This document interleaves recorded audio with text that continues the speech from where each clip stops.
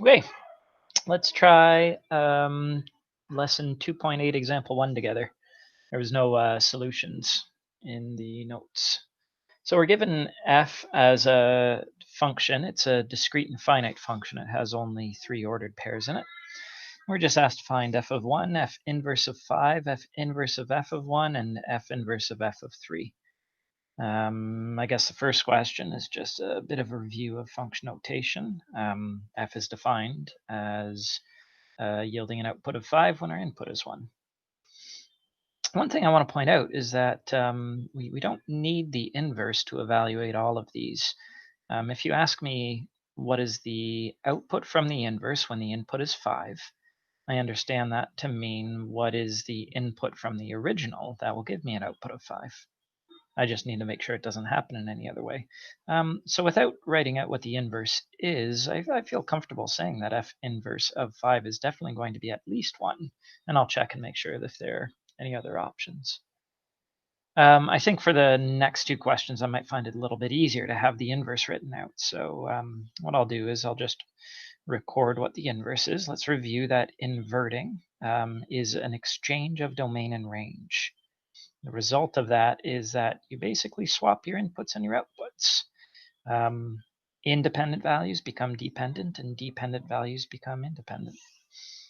So that would be a set of ordered pairs that would be members of the family for f inverse. And this will help me out for this expression right here. I wish I had a letter for it. Let's figure out what f inverse of f of 1 is. I think I'll start on the inside and figure out what f of 1 is. F of 1 is 5. And then I take the number 5 and I treat it as an input into the inverse relationship. When I input 5 into f inverse will output 1. Easy enough. Now just be very careful in assuming that this f inverse and this f just eliminate or cancel each other. This is not always the case. We'll see that to be true in this last example here.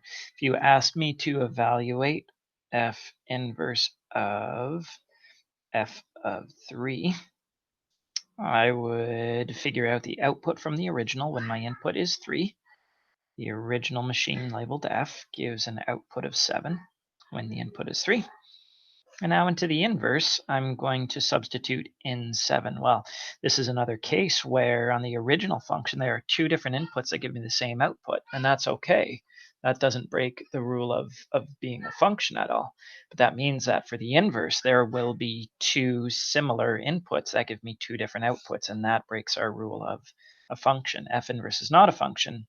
So when I try substituting in one of these special inputs, it will give me 2 possible outputs, and I need to list both of them. That causes more concerns in some of your future examples. This is where your sketches will come in super handy. Try that out.